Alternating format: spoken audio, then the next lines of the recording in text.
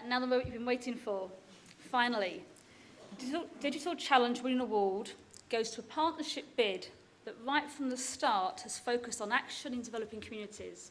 It listens to people's needs, it listens to their wants, and it listens to their aspirations. It then looked at how technology could meet those wants, those needs, and their aspirations. The bid developed and piloted the ideas and solutions, all the time checking back with the potential users and citizens.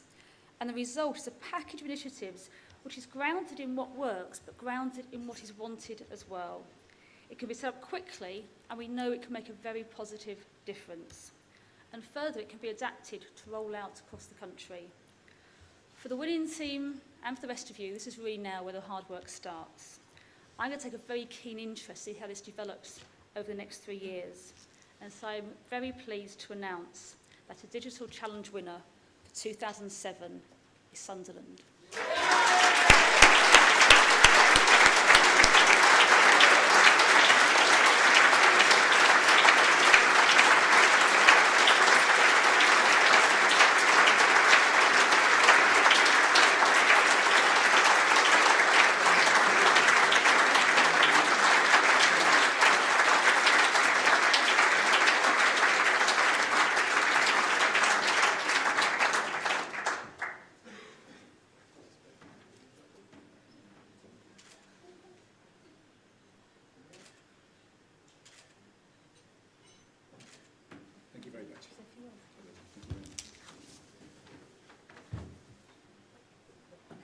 Well, I put that down rather carefully. I'm Steve Williams, Sunderland City Council's Head of ICT.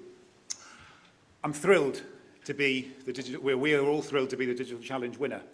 I had a conversation this morning with Stephen Dodson about this, and it's not the end of a process. It's the start of a process.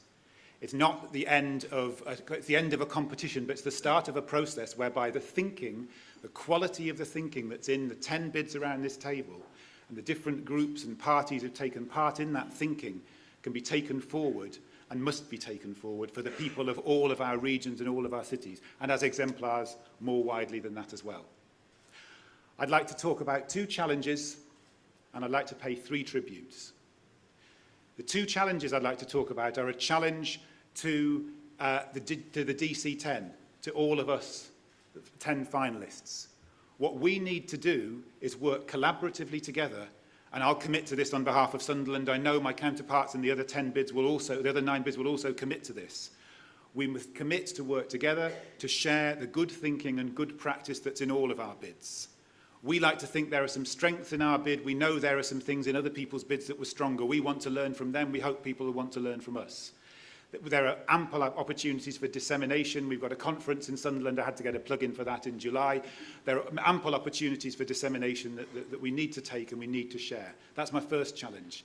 The other challenge is to the DCLG to continue to support this, and I'm thrilled with what the Minister said before. That was a larger sum of money than I think any of us were expecting, and I think that's marvellous because it will take forward the quality of thinking around the table, around all of our tables. I'm really pleased with that.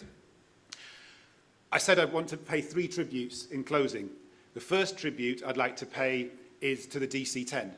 The quality of the thinking in the bids, the quality of the work you put in. I know we put many, many hours of this into this, and I know that all of you did as well.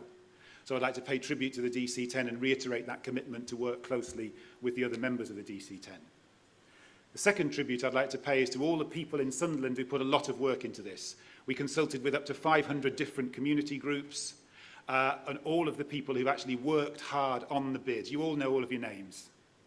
And thirdly, and most importantly, I'd like to pay tribute to the people who made all of this come together.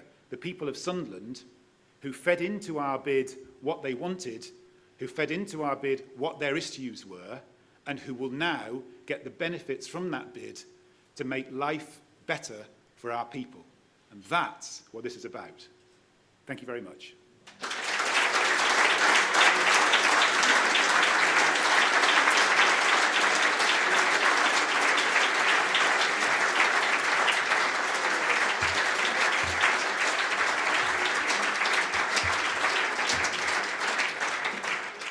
If I should duck now from the others, but I hope you are all really pleased with that. Thank you, Minister, for that additional announcement, and I believe that you will work together to take that further forward. Having had the pleasure of visiting all of you, seeing your communities, working with you, for our team it's been 2 years to get to this point, but working specifically with yourselves over the last year has been a marvellous opportunity for us to do that.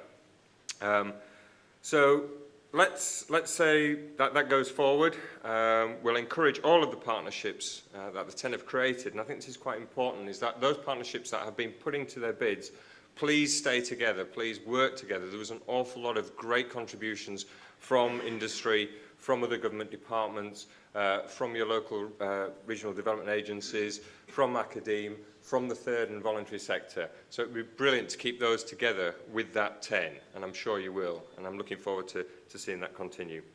So it just remains for me to thank everybody behind the scenes.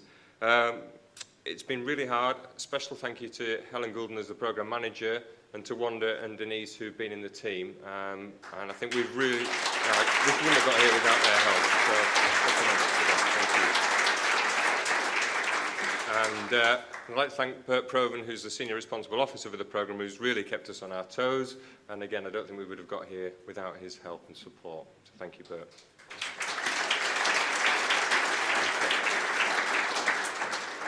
I'd just like to please say enjoy the rest of the afternoon, and remember, the future isn't garlic, okay? Garlic bread, I knew I'd blow it, all right? The future isn't garlic bread, okay? It is digital inclusion. I know, I've Googled it. Thank you very much.